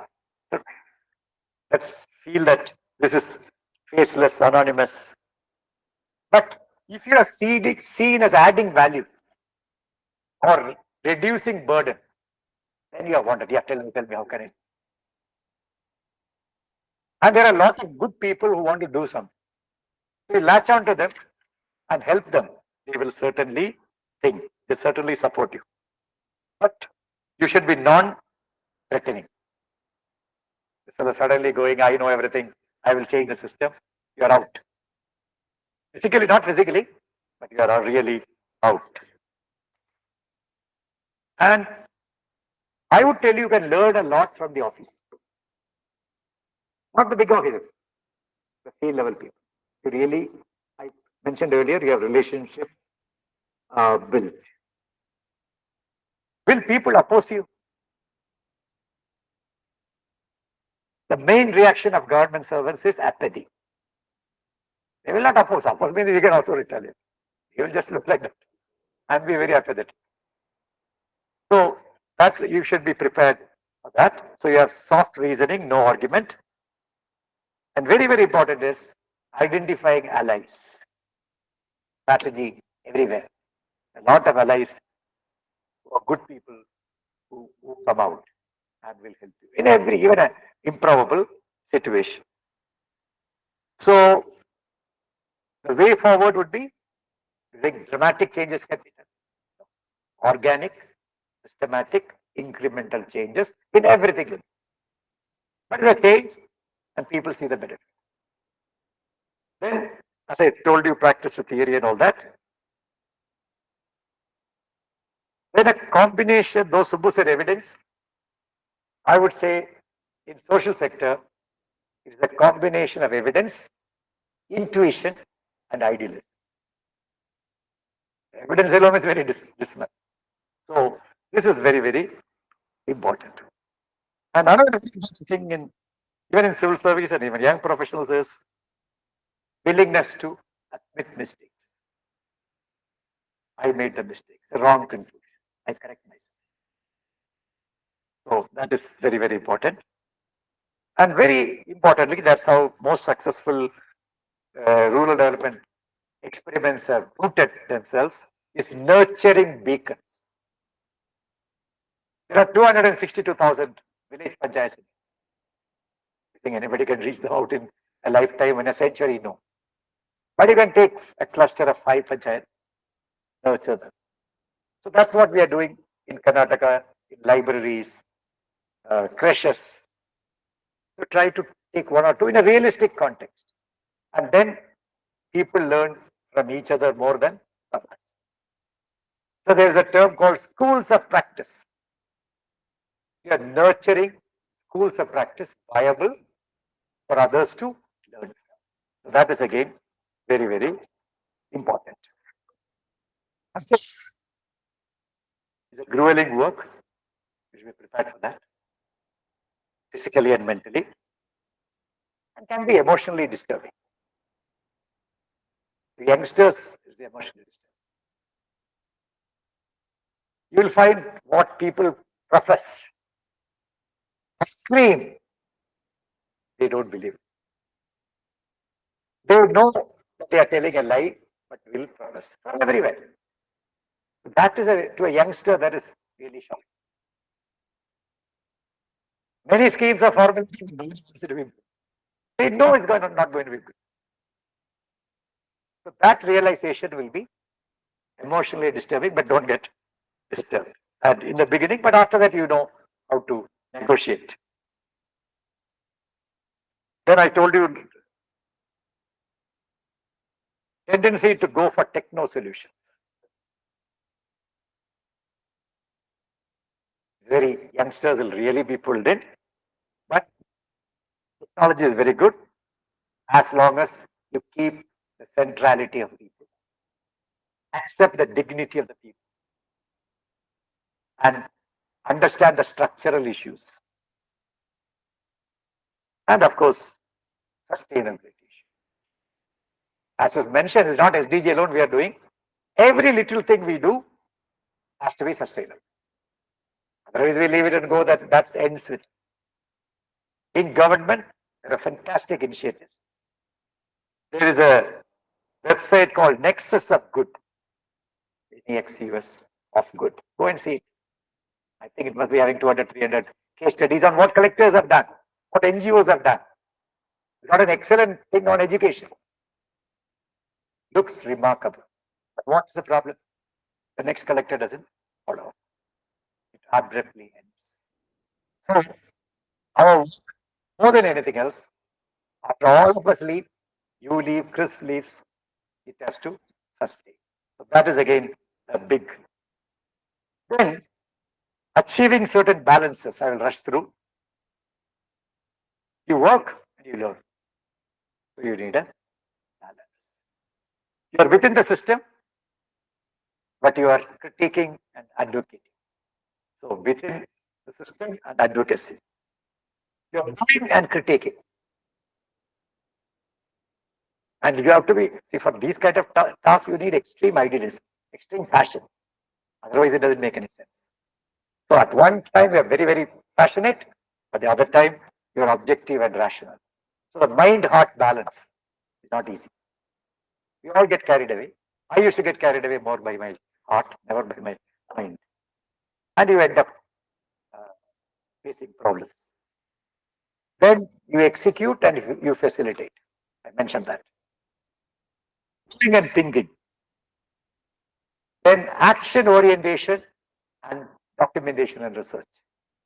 All together, simultaneous. Then micro, macro. Ultimately is head and heart. balance. So the qualities and skills required, Subbu had outlined them. Very careful. Run through, there are some of the, most of them are repetitions. Objectivity, independence, empathy, passion, humility and courtesy. Not easy. Humility and courtesy, very important. Winning trust and confidence, team building, ability to learn, analyze, interpret, synthesize, reflect, envision, act, and follow up. Speaking the truth without hurting. And there is a term which is not very popular now, is deconstruction. A very philosophical term. Many things are fixed. So you have to break them down and all conceptually, physically they will be like that. So this deconstruction is an old philosophy. Then moral qualities. When I went to the academy in 1981, we had an iconic director, but P.S. Appu. So he said, these are, first he said, do you know why the IAS is for? He said, IAM people are there for industries. Financial experts are there for banks. For the poor of India, there is no service. So the IAS is for the poor of India and only for the poor. Now, of course, a problem because there are only 2.5% poor. So IAS, I don't know what to do. We were told you are only for the poor of India. And of course, courses, everything was like that. So they gave certain values of civil service, which are good for you also. Having simple integrity. But what is integrity? Not taking money or anything. Appu defined integrity like that. The chief secretary's post is there. Your senior is overlooked and you are being considered. If you feel your senior is as good or a better officer than you go and say, sir, he is better than me. That is integrity. Otherwise, not taking money is also very easy. So he said integrity. Neutrality. Nowadays, civil servants are losing neutrality like anything. Basically, party political neutrality. A civil servant is not a neutral person, he's a pro-poor person. You don't get into party politics. I belong to this group, I belong to this, I have this. Mentally or emotionally. You are neutral, every citizen, and unto the last is your thing. So neutrality, integrity, and anonymity. But that virtue is lost. Every collector says, I did it. The social media, this collector has achieved it, I have done it, all that. So we were told never claim credit. Never go to the press. And you actually know civil servant does it. You know that. It's a big team. And we are fortunate in achieving something. Nothing can be achieved by one individual. So can we? One individual can achieve nothing. It's a team, but maybe you have a personality in developing a team, pushing certain ideas, but nothing. So that's very important. Plus, of course, he added later professionalism, which was mentioned to you.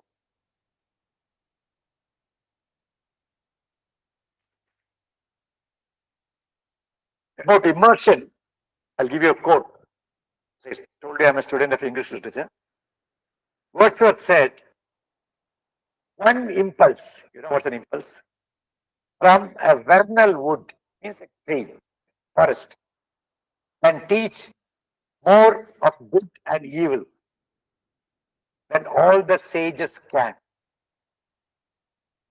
If you are close to nature, you will be able to learn a lot. So, Vijay Kumar will talk about natural farming. Natural farming is very close to this. When you are close, you will learn a lot of this. Okay, another important thing, this was also doing, I think Subbu didn't mentioned it in passing. We have excellent networks. Through in our career, we have come across good performers in so many sectors. So we just ring up, they will come and help us. Mostly over phone. So it is this network which is keeping our team going. Like we got Rao to do the skilling. We got a whole team from Kerala to do on solid waste, Kudumbashri and all that. So this is something Chris do, and you also, and our good fellows have started developing their own networks. They know you're doing free and you're doing good work. So local NGO responds, local interns respond, local colleges respond. So that is again something which I forgot to tell you. Then what do we do? We may all been very senior bureaucrats. All were, not have been, were. But we have a collegial style of function. Anybody can ask anybody any question. So we have weekly reviews, mentors review. So I review Karnataka. Soon I will review Tamil Nadu. Fixed day, 1.5 hour review on projects. All the people is not the state lead alone. Normally state lead keeps quiet and the young professionals perform their, give their weekly performance. They ask questions, they doubt. Some of them send concept notes, we vet them and all that. So it's a continuous interaction. So we may meet formally only once in a this thing, and you should be able to tell us that. At least that's the truth. This is not working. This is bogus. I can tell you all of us would understand that. But don't say I achieved this 20%, 30%. I couldn't achieve this, it doesn't work. You have to tell us. Even on very prestigious schemes, we sometimes will have to tell the truth. So then government also learns, but it's a long way. So there's great expectation from the states, and they will respond to you. And our experience is very positive. I didn't expect it. Anyway, I just joined Chris because of supposed compulsion, and I can't share out. I was very frank. Afterwards, I was sure who is going to come to an old bureaucrat. I had my own doubts. I told him also. What is turning out now? We can't do the work which we are asked to do. Getting beyond us. So we depend on you. Because the last mile capacity can be provided only by you. Ours is stretched to the limit. So, especially Karnataka thing, all the things, UP, Rajasthan, every state is a very good thing. We have influence policy and we've got excellent teams. And so the last point is, what do you gain? 75,000 is not a bad salary. It's the starting salary of an IAS officer, probably. Little more than that. But what do you gain by working in this? What do you think? Some of you gave your in the question. I think this is one question which you asked everybody, isn't it? What do you gain by working in CRISP? One is at this age, understanding a complex policy, touching the lives of people is you will never get.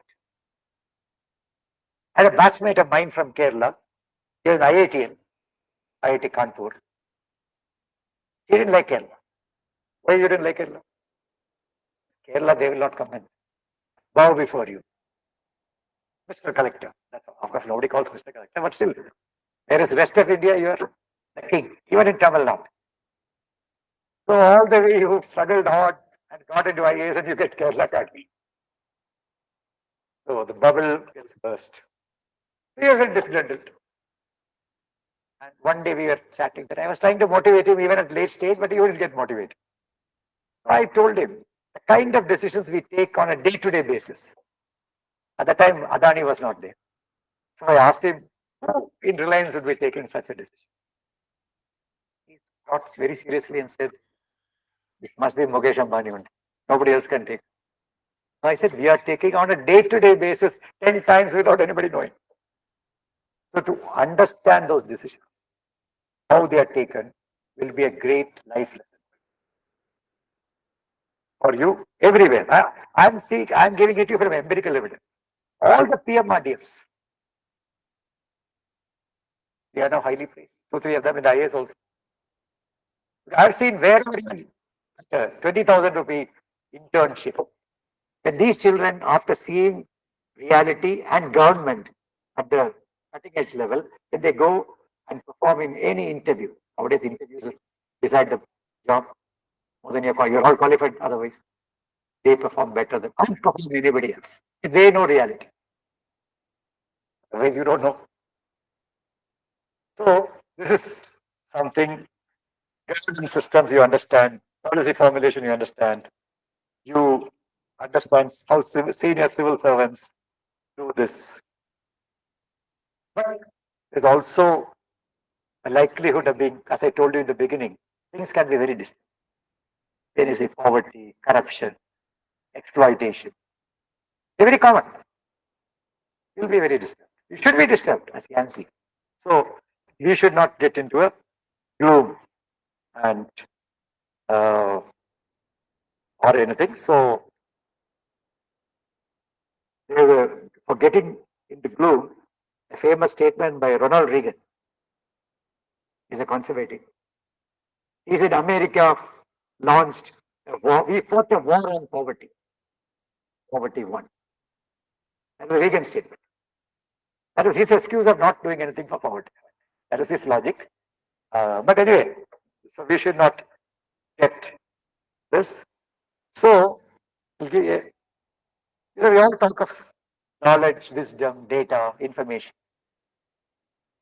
There's a kind of again, going back to literature, I'm adding 1 or 2 things. There is a data we lose in figures. Where is the information we lose in data? Where is the knowledge we lose in information? And where is the wisdom we lose in knowledge? So now is all data.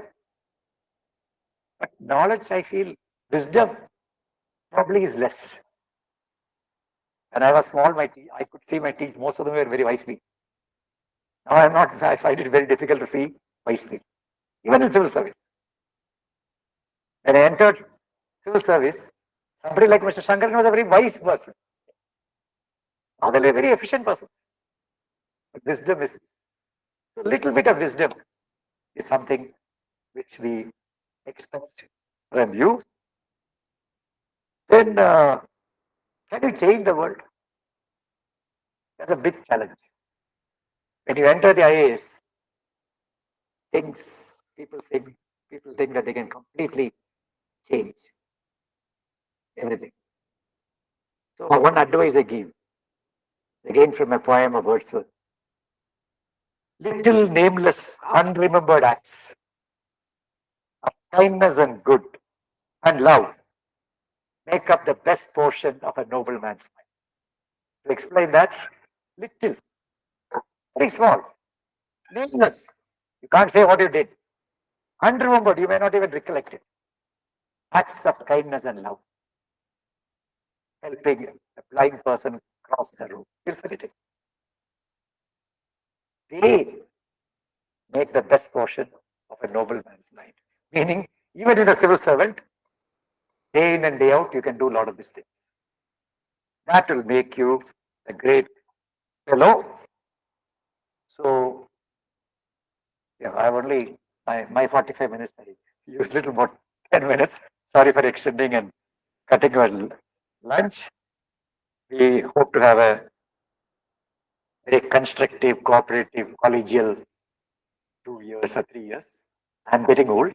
I pretend, Subbu, that I should withdraw sooner or later. But seeing all of you, I feel some more work can be done. Because I'm trying to get Andhra also interested in Panchayat SHGs. Yes, the secretary has agreed, but They have to wait for the elections. I think whichever government comes, that will go through. And Telangana also. I'm meeting the director of Telangana tomorrow evening to work out the draft, which will be after elections. Probably work out. Telangana, they're doing education, thanks to Sandhya in Andhra Pradesh, but to do rural development, SSG, other part, I thought. So all the best. Then one more thing, now of course there's a big, our sessions are very tight. So when you go to Kila, on the final day, you have a field visit. Which you start at 9, should be over maybe at 1 to 2. Then you can come back and I can join you online for a question and answer session. Covering everything from day 1 till day last on things which trouble you. Don't ask me about higher education and university. I wouldn't know anything. But everything else on governance, rural development, poverty, Panchayati Raj, SNG, you can ask me.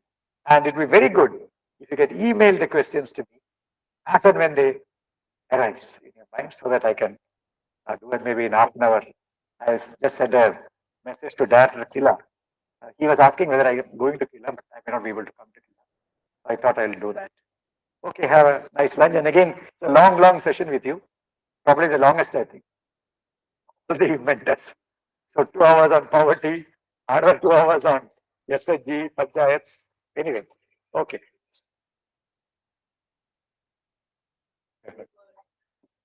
I'm terribly scared, kind of when I see Sandhya listen to my class. She has been listening to 5 classes of mine. And they will all be the same. On behalf of everyone, I think it will be fair to say that your presence is so inspiring for all of us. And I was sitting there thinking, I wish we could listen to you all day long. And then I realized we will be. So the pleasure.